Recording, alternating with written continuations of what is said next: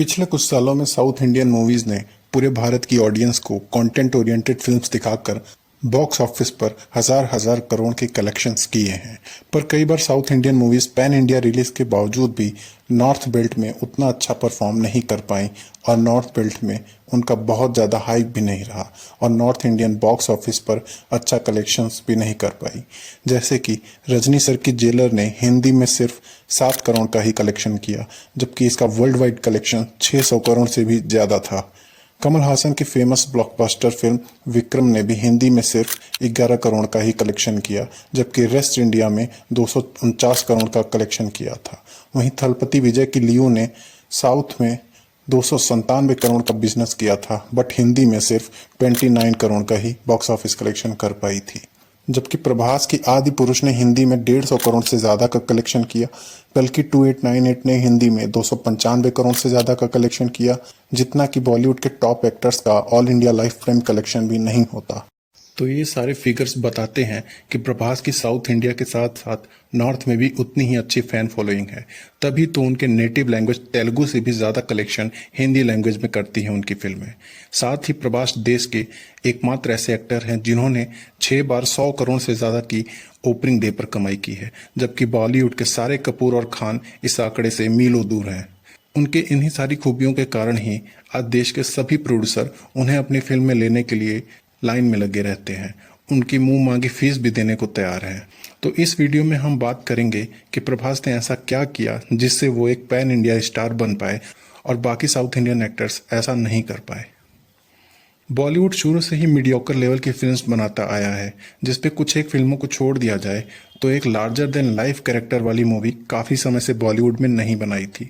2015 में जब बाहुबली आई थी तो बाहुबली की ऑडियंस ने बाहुबली को लार्जर देन लाइफ कैरेक्टर वाली मूवी होने के कारण खूब प्यार दिया, जबकि इसके कंपटीशन में उस साल बॉलीवुड के टॉप एक्टर्स ने दिलवाले, प्रेम रतन धन पायो, तमाशा, शानदार, फैंटम जैसी एवरेज फिल्में ही लेकर के आए थे।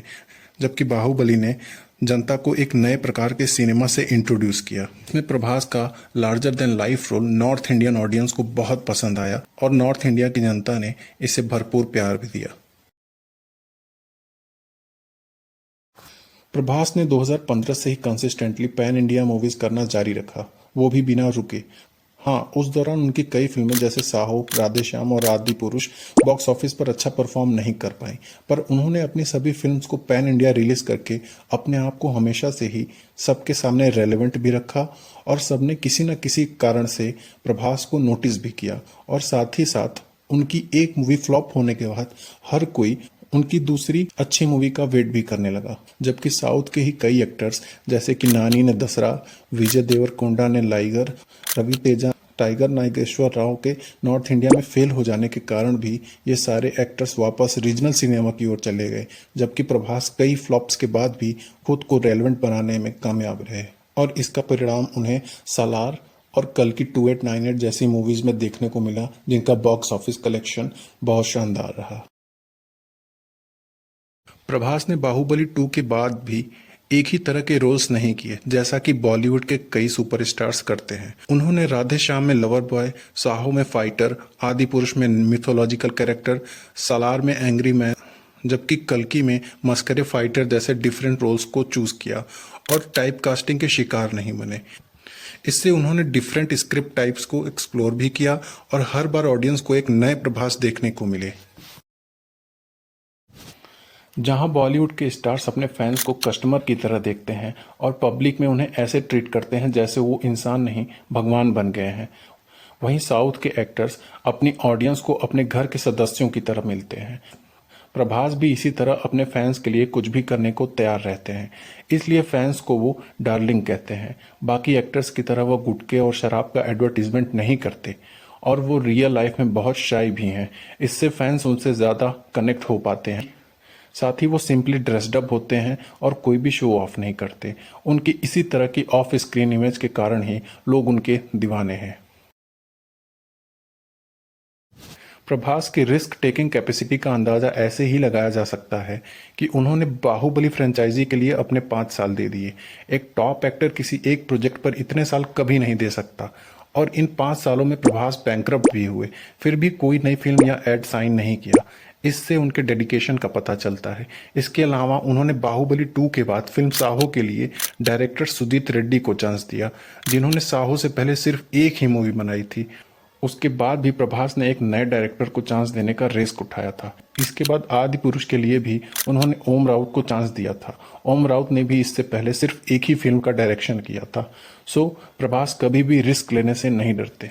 हालांकि अपने इस रिस्क टेकिंग एटीट्यूड के कारण उनकी कुछ फिल्में जैसे कि राधे श्याम और साहो को अच्छा रिस्पांस नहीं मिला, और आदि पुरुष ने भी खराब वीएफएक्स और कंट्रोवर्शियल डायलॉग्स के चलते फिल्म में लोगों में गुस्सा भर दिया।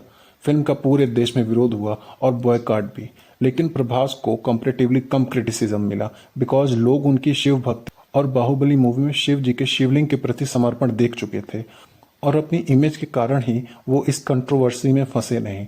अगर प्रभास की जगह इस फिल्म में कोई और इंडियन एक्टर होता तो इंडिया की पब्लिक दोबारा उस एक्टर की मूवी कभी नहीं देखती, पर ये प्रभास की ऑफ स्क्रीन इमेज ही थी जिन्होंने उन्हें लोगों के गुस्से का शिकार होने से बचा लिया।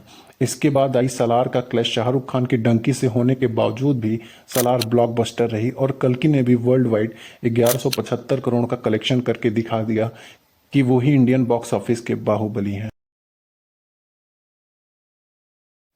प्रभास को करंट टाइम में अपनी ही इंडस्ट्री से कंपटीशन मिल रहा है। अल्लू अर्जुन की नॉर्थ इंडिया में बहुत ही फैन फॉलोइंग है, all thanks to Gold Mile Telefilms. इस बात का अंदाजा ऐसे लगाया जा सकता है कि अल्लू अर्जुन की फिल्म पुष्पा ने हिंदी वर्जन में बिना किसी प्रमोशन के 100 करोड़ से भी ज्यादा का कलेक्शन कर लिया, और पूरे देश में पुष्पा 2 का बेसब्री से इंतजार हो रहा है। हालांकि प्रभास को टक्कर देने के लिए इन्हें back to back pan India blockbuster films देती रहनी होंगी। केजीएफ स्टार यश भी इंडिया में प्रभास को टक्कर देने का दमखम रखते हैं। इनकी फिल्म केजीएफ 2 हिंदी में 350 करोड़ से भी ज्यादा की कमाई करके यश को भी पैन इंडियन स्टार की रेस में लाकर खड़ा कर दिया। हालांकि इनके आने वाले प्रोजेक्ट्स जैसे कि रामायण और टॉक्सी के बॉक्स ऑफिस पर ही डिपेंड करता है कि वो अगले पैन इंडियन स्टार बनेंगे या नहीं। इसके साथ साथ जूनियर एनटीआर, रामचरण और महेश बाबू भी पैन इंडिया स्टार बनने की रेस में हैं, और इनकी आने वाली फिल्म से प्रभास को टक्कर मिलना तय माना जा रहा है। स्पिरिट मूवी में प्रभास को एनिमल और कबीर सिंह जैसी ब्लॉकबस्टर मूवी बनाने वाले संदीप वांगारेड्डी डायरेक्ट करेंगे। इसमें साउथ कोरिया के मशहूर एक्टर डोंग सॉक भी विलेन का किरदार निभाएंगे, और ये उनकी पहली इंडियन फिल्म होगी। साउथ कोरिया के सबसे दमदार एक्टर हैं और इनके फाइट सीन्स भी काफी रियलिस्टिक होते हैं। तो हमें इस मूवी में बाहुबली और डोंग सॉक का फाइट देखने को मिलेगा, और दोनों की स्क्रीन प्रेजेंस दर्शकों को थिएटर में आने को मजबूर कर देगी। नाग अश्विन की डायरेक्शन में बनी फिल्म कल्कि ने बॉक्स ऑफिस पर 1100 करोड़ से भी ज्यादा का कलेक्शन करके ब्लॉकबस्टर बन चुकी है।